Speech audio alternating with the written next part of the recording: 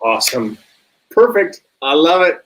Welcome back. Welcome to this next episode of Radical Vision for Disabilities, because we all either have been a person with disabilities or we've been a caregiver. If we haven't been, we will be someday soon, or someday, let's just say that. So having said that, it's important for us to begin to understand what we can do to help others in this instance, in this environment we live in. And so I'm thankful today to have someone on with us who knows a lot about caregiving, who knows a lot about how her kids and what makes them tick, and also knows a lot about how to live a life of love. So April Tribe Giauque. Woohoo! I'm here. Awesome. What did that mean? Oh, awesome. I'm excited. I'm here. Awesome. All of that. Well, I've got to tell you that this is the first time that I've had someone sign with me. Awesome. That's great. Well, I am happy to be the first for you and for this whole show. Very cool. Very cool. Thank you so much. April, let me ask you one question. What is something you would do for your kids? Okay, something I would do for my kids. Well, I would move heaven and earth for my kids as much as possible. And I mean that in a really literal way. Yes, very true. We, in fact, moved 1,358 miles. Why would I know that exact number? Because we travel that number every year to go back and forth from where we used to live and now where we live currently. So that's why I know that number. So wow. We moved just to give the kids more opportunities with education and everything. And I'm sure that's going to be part of the story of today's, discussion. We'll see. Awesome. If you want to hear more, stick right there.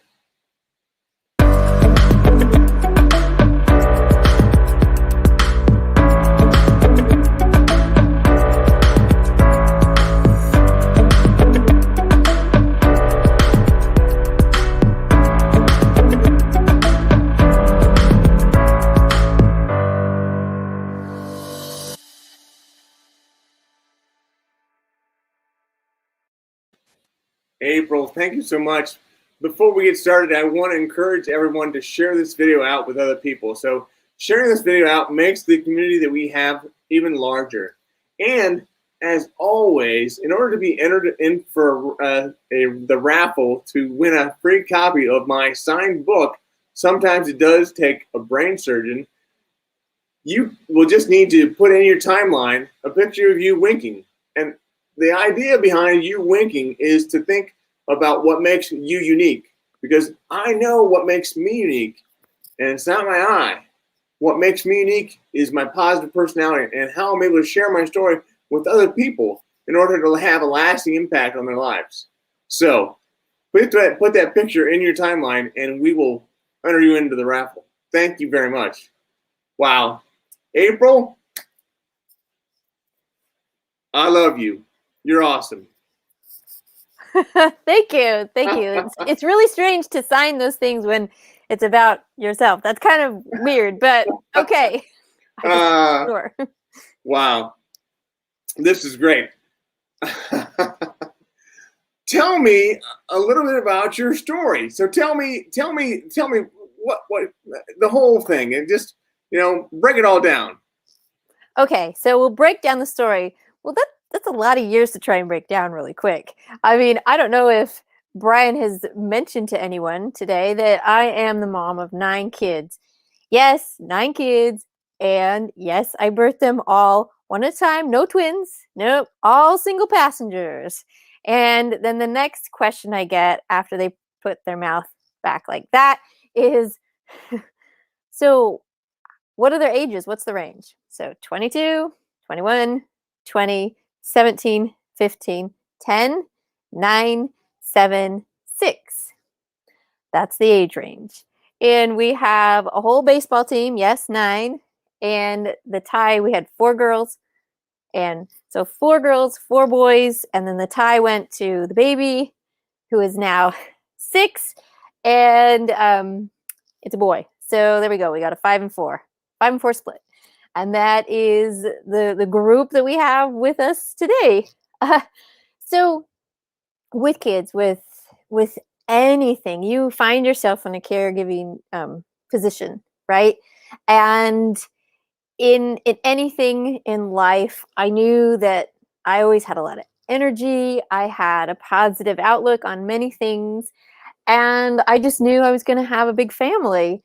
We kind of come from generational big families where my mom, she had 5, and then she was one of 3, and then her mom was one of 8, and then her mom was the bottom of 11, and then her mom was the 7th of 9. Okay, you don't have to keep all of those numbers in your mind. The point is, big families are kind of part of my gig, right? So I'm not quite sure where Brian is, but I'm just gonna keep on going. I'm like, and I'm going for it. I'm listening. I'm listening. So yeah, as that caregiver, you just with 9, you learn and figure out a lot of things. Then you kind of have to sprinkle in, right? The Lord is amazing in how He tests us, how He helps us, and how He the help I'm talking about is that how He helps us to become vulnerable. Don't you love that sign? Vulnerable. Oh, really? All That's there. the sign for vulnerable. That's the sign. You just take it all right there. Like, can't hide anything. And in those vulnerabilities, our weaknesses, He helps them to become our strengths, right? And I was weak in my patience. Let's go for 9 kids and see how that works. So you start to learn, because it's always comes to a choice, right? Mm-hmm.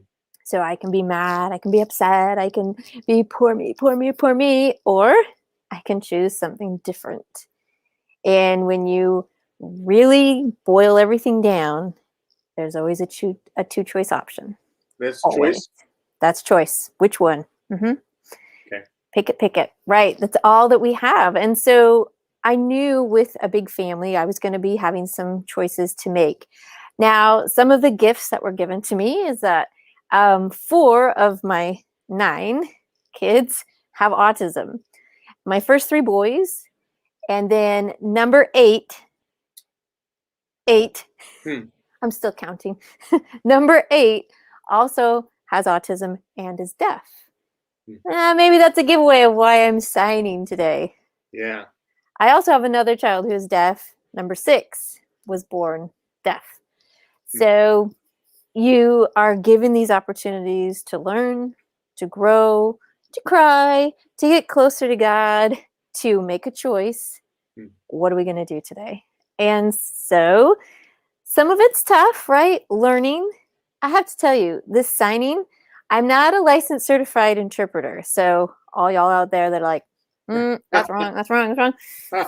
I'm a momator, right? I'm a mom interpreter. I do my best. I teach the school for the deaf, and most of my students have autism, and we teach my group. I'm teaching life skills, budgeting skills, work skills, independent skills all day long to 19 to 22-year-olds. And so I really enjoy all of that sharing, just getting them prepared for the world. So it's really this whole incredible extension of what my life has become as a mom.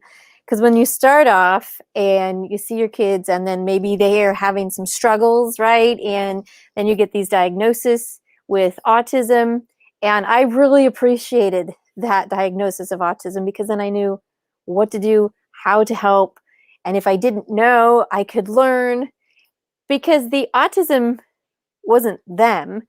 It was a gift that they work through that now I know how to help and adjust things so that, life can still happen.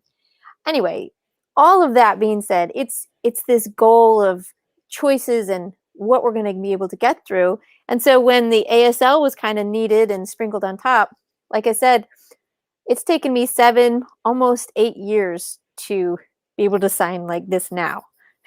Slow learner. I don't know. I just knew for myself growing up, I was a gymnast, okay? Great sign, right? Yeah. You're going to see him swing around the bar. So that's how it is. I'm a gymnast, right? I love it. And I am so that monkey see, monkey do, right? I have to try it again physically, learn it again. And once I've got it, it's just like riding the bike, you've got it, right? Mm-hmm. So in sign language, learning with books, through the internet, in classes, that's about how I was learning. And I knew if I would submerge in myself in the culture, it would be sink or swim. Those are the choices. Mm-hmm. I guess I choose really well with that sinking, swimming idea. Like, okay, I guess we're gonna swim a little bit more. And that's how I really started learning, is when I started working at Texas School for the Deaf. And that was an incredible eye-awakening experience. And I will say my first staff meeting, a lot of tears afterwards. I had no idea what they were saying. Yeah. And then I was just like, yeah. Oh, okay. I caught the word cookie because after the meeting, they were going to have cookies. That's all I caught in that whole first meeting. And I'm like, tomorrow I have to teach. I thought it was ready. Yeah. It was like I said, sink or swim, baptism by fire. I don't know. It was crazy. So what did you do on that first day? So that first day, I put my whole trust in God and hoped that no one would really talk to me. That didn't happen. I was expected to respond quite often, but the level of students who I had at that time were definitely more of my skill level of signing. And so it was a good ease into it. And my job coach supporter who was in the classroom, he was phenomenal and really helped to be that bridge between my gap. And everyone was very patient because I think they gave me the chance, because I have my 2 deaf daughters and I'm trying to do everything I can to blend a hearing world in with a deaf world. And that their patience with me still, especially when they spell. So I have dyslexia. What? We're just going to stop right there. I have dyslexia. And when they start spelling, I'm like, A. I got the A. I don't know. I can hardly read the spelling when it's written, and now you're going to be flashing this out. Oh, I'm still struggle with that. And one teacher who was super patient with me, but also was kind of, I would say, teasing, mocking me, she would be like, ready? I'm going to spell. I'm like, J-E-N. Like, I was like that. It was awful. I'm still a little bit like that. If there are words that I'm not familiar in the context, I'm like, Anyway. So learning curve, that's what I did on the first day, but made it through. And I just knew I had to build the relationships of love with my students. No matter how my communication was, I knew I could still point. I knew I could still put a lot of visuals, and I knew I could still be learning all through the evening. And that's what we did.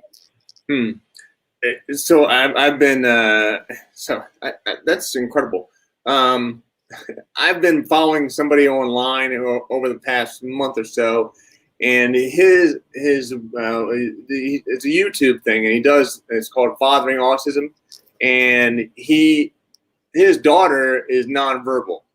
So I wonder, and so she has a keyboard or like an iPad almost, where she will press on different buttons, and then and then the word will be played or come up. So she knows what those buttons say or what they mean.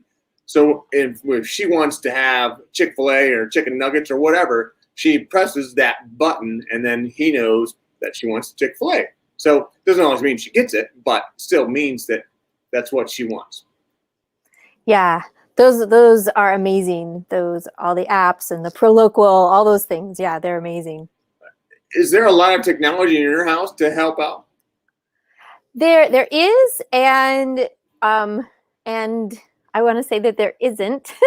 I mean, for now, really the baseline of the language, and the whole reason why we moved here from where we were up in Utah down here to Texas was that with number 8 being deaf, well, number 6 was deaf, so we were being served pretty well where we were. But when she got that second diagnosis of autism, I'm all about the autism gig. I got that.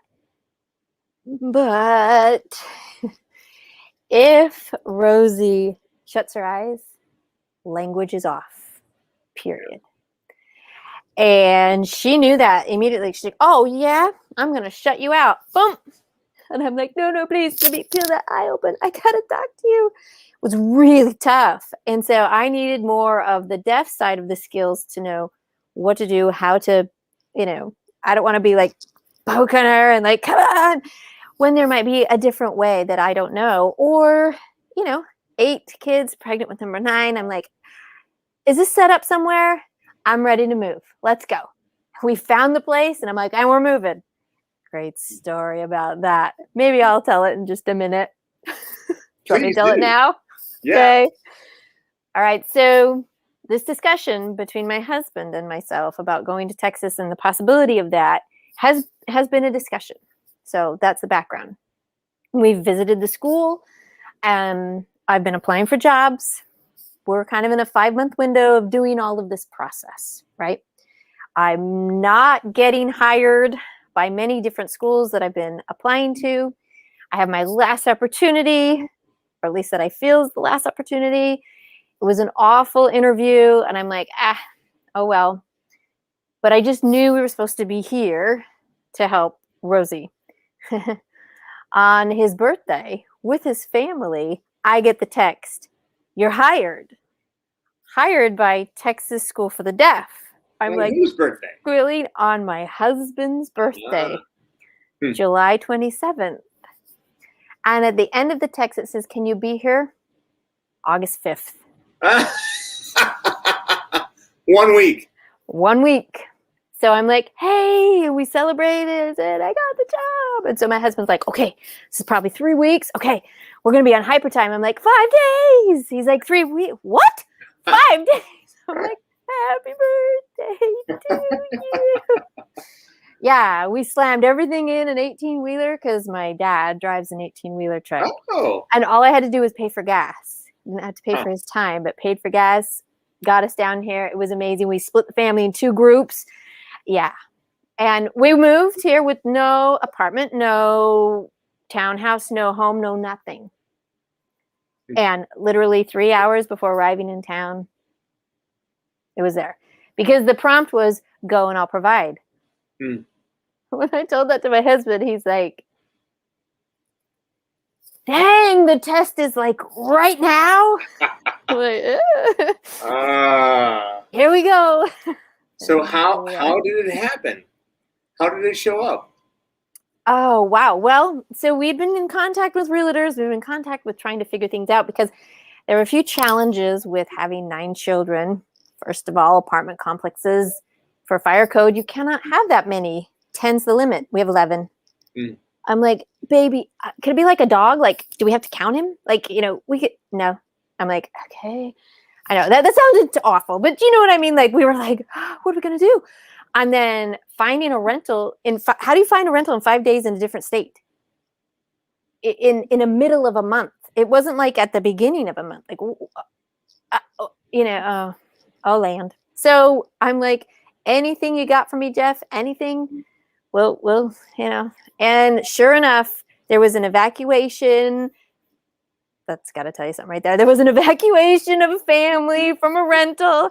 He's like, it's available. It's filthy. And I'm like, we're in. And it was. Filthy? And filthy. Broken. Like, I'm taking pictures. I'm like, we didn't break any of this. And I sent them all to him. And he's like, we've got it noted. I said, but these are my pictures saying this, so that when they come in and like, oh, you owe for the refrigerator. You owe for these 4 cabinets that are broken. Like, no, they were already broken. Not me. Anyway, so moved there, got there for those 4 weeks. And then we found a home, moved. And okay, so, we're okay. I'm kind of used to the arrive without a home. It's been happening before we moved to Texas, but we were able to resolve that as well. And that's in a different story. So that's in my pinpoint story. Wow. Crazy, awesome life. This is exhausting. That's a cyber exhausted. Oh. Sorry to wear you out. It is a Friday at the end of a busy week. So, And you wrote a book. How do you do that?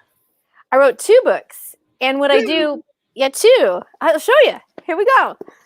Pinpoints of Light, Escaping the Abyss of Abuse. And Out of Darkness, Find, Fuel, and Live Your Light. Awesome. Yeah. First book was from my first marriage, which was domestic violence combined with schizophrenia and a lot of other drug addiction challenges. I thought we were same team, same dream. No, different, apparently, a little bit. And we would kind of have these cycles where repentance, healthy, going back to church, doing good stuff, find out I was pregnant, and then we'd spiral down again. And then, the cycle would start, repent, things, and then we'd come up, but we would never come back to where we were. So we had 5 of those cycles. I have 5 children from that first marriage. And then we had about 8 minutes to escape. And that's all I'll say about that story. With those 8 minutes to escape, yes, we were homeless, but not for an extended amount of time, for about a month. But it was in the cold, but we did it. Thankfully, we had a van. And from that point, lived a single life for 2.5 years before I started dating again, and then found my husband, Scott. And this is his sign name. He's the dad, starts with an S, Scott. And he'd never been married, no previous children. He's 45, takes on my 5 with 3 with autism. And, I love step parenting. They are amazing people who step up. I just want to say something kind of serious for a second. So I'm a believer in Christ, and one of my favorite stories is about Joseph, right? We know a lot about Mary, and I think it really humbles me, and I think it's really amazing that Heavenly Father picked Joseph to be an earthly dad for Christ. Talk about stepping up. I just think that's amazing. And so for Scott to step up, I call him my Joseph. And he did. He embraced. And then soon discovered we were pregnant, and we had our next 4. Boom, boom, boom. So that's where we became all 9. And wow. And that whole journey, everything that comes in this book is that story of how true healing, we've been surviving for a long time, and now changing that into true healing and watching the door really open up is amazing, because I know that we are all light. We all have light within us, and I feel that it is the light of Christ. And what's interesting, and what I think is something to kind of point out, is that we all have this light, and we don't gather together to add to the light. We are actually mirrors and reflectors. So as we approach someone, our mirror helps them to see their own light. And then we can refract that light, and then stretch it, because light's a wavelength, right? And so we then can help their light to stretch further than it was before. And you can see back here this lighthouse and all of that, because we are one candle power of strength. And when we get together, that candle power, as we approach and amplify each other with our own mirrors and lenses and with the Lord's lens, wow, that light can really stretch even further. One candle power can stretch over 20 miles. Scientist Augustin Frischnell, he discovered all of those properties of light and tested it out and built these lighthouses. And if you think about it, all a mariner needs is a pinpoint to navigate off of. And as you go closer to that pinpoint, it becomes a beam, which becomes a beacon, which then you can see where you need to be. And that's how we can be to each other. So it's incredible. Wow. That is a beautiful story.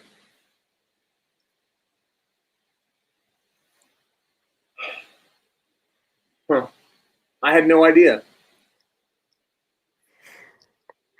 And you signed so well. I can't tell what you're saying. I'm assuming you're saying what I'm saying. Yes. I'm not telling the score on the basketball team over there. I'm saying what you're saying.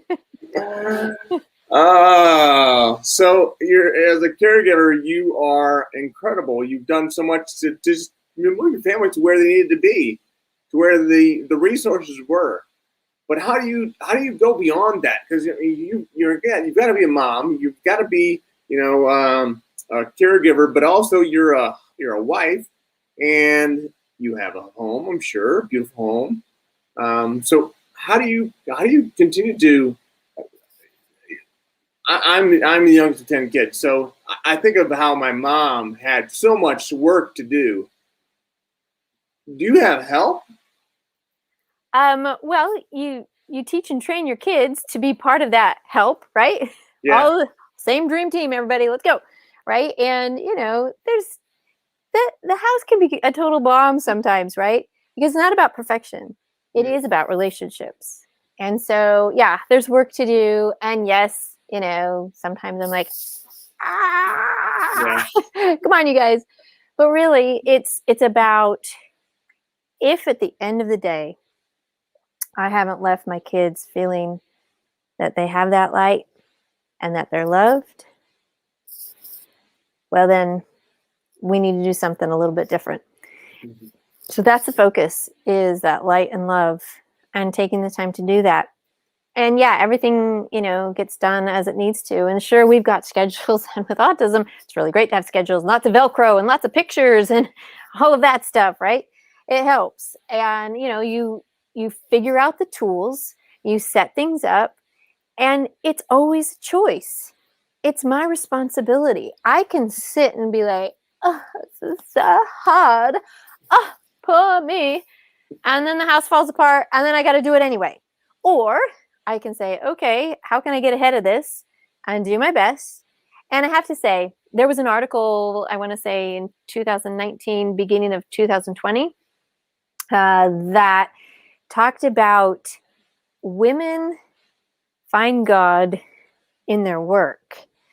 And it was a beautifully written article, and it was really true. She was showing and comparing, when did Christ meet the women through the stories? He met the woman at the well. She was drawing water. He came and talked with Martha and Mary when they were doing their work, right? And it's not that we don't have the time to maybe always go to the mountain, right? And to take those hours and hours upon with prayer. So the prayer is always tucked in your heart while you're doing the work, and that's when the inspiration hits. So that's kind of the secret. But I found that if I stay within my action, I can find what I need to do. I get the nudge, I get the prompt, I get the whisper, I get the feeling, I get the, so go and do. I make a plan for the day, but not how am I going to accomplish that plan. I put down the things it needs to do. And I'm like, okay, we're ready. Always do that look up. Like you saw it, we're ready. Okay, here we go. And, as it happens, I've learned to not, resist the direction that he's going to lead me in. I'm gotten so much better. This is a sign for improvement. I've improved allowing him to, oh, we're going over here. Oh, we're going over here. Okay. Mhm. You know, and sometimes I'll check back on my list, like, I don't know where this is going to happen when I'm over here. But he made everything, and so I'm sure he can figure that out. So I'm just going to roll with it. And it happens. And I'm like, wow, amazing. So when you put your trust in that and you just do and not have to have all the control. I love that sign for control. No, Yeah. my turn. Oh, it's my turn. If you can just relax that control and know that he's in charge, and you don't sit, like, bring it. Yeah. Let it fall. So Mhm. you got to be within the action, and that's how my spirit is uplifted. And when I get those pieces of inspiration, even when I'm exhausted from the day, Yeah. it's like an energy drink for the soul. And I'm like, like it's amazing. So when people ask, oh my gosh, la la la la la la la la la la, I'm like, yeah, but it's not me. There's something else feeding the energy. And so I trust in that and do my best. And when I mess up, the energy really goes down. I'm like, oh, wait, checkpoint. Mhm. Blinders on. Oh no, hang on. Open up. Let's figure it out again. And that's when the caregiving really works. See, now my oldest three, number 1 and number 3, are now moved out of the home, independent living as much as possible. One is fully independent, doing everything, and now has 2 jobs, has a girlfriend. Wow. Like, wow. Small, tight group of friends, right? So totally fit in the autism world. Love the routine, same thing. He's been a lifeguard and a swim coach since he was 16. Just carries that through. That'll probably always be there with him because that was the first job and that's the first place. And that's probably going to stay. But he added a restaurant job as a server now. Has to interact with people. And thankfully, his girlfriend's like, wow, hey, Mom, he's kind of losing it right now. I'm like, yeah, maybe just give some time with that. A lot of people. It's like, I know, but he was the oldest of 9. I'm like, he ignored those other 8. He was like, oh, I don't really have to work with them. So she's like, okay, I got it. But, giving and taking and just doing that. So number 1 and 3, they're really, I'm so proud of them. And number 2, I'm very proud of as well. We call him a lifer. He'll be with us for life, right? Yeah. Because he also now has the schizophrenia that my first husband suffered with. And it's kind of that time and age frame, right? He's 21 and boom, it's really intense. And sometimes with the autism and the schizophrenia raging at the same time, kind of just have to take the step back for a minute. Big cleansing breaths. Remember, we love him. He loves us. These are these things happening, and it's okay. Re-engage, and there we go. That's what you have to do. Yeah. Wow. I have so many questions to ask. We're already over our time. Sorry. Wow. This is incredible. So I want to know more about your kids and really all of them, not just the ones with autism. And correct me if I'm wrong. How is the right way of saying that? Is it your autistic kids or kids with autism? That's all in this debate. Kids with autism is like the real emphasis. Make sure that the autism is not them. It's just part of who they are. They're not labeled that. And others who have autism themselves, I'm like, well, I am autistic. What are you talking about? So now they have more of a voice and they're saying, yeah, I am. So I'm just like, there's autism and it's with the kids. Whatever you want to pick. Because that's one of those political correct things that you just are like, okay. Some are like, not in my camp, and others are like, and I'm like, yo, put a flower in your head. Let's go. It's okay. It's okay. It's okay. I'm not offending anyone. Because when we group out and label and divide, we no longer have diversity. We have little groups and camps all looking at each other. life was meant to be diverse. And if we can know what's happening, sure, then we know how to help and support. It doesn't become them, and it's not you're over here and you're over here. It's just, together as best as we can. So yeah. No, I agree. That's great. I appreciate you being on. Thank you so much. You're welcome. I feel like we need to have you back like soon.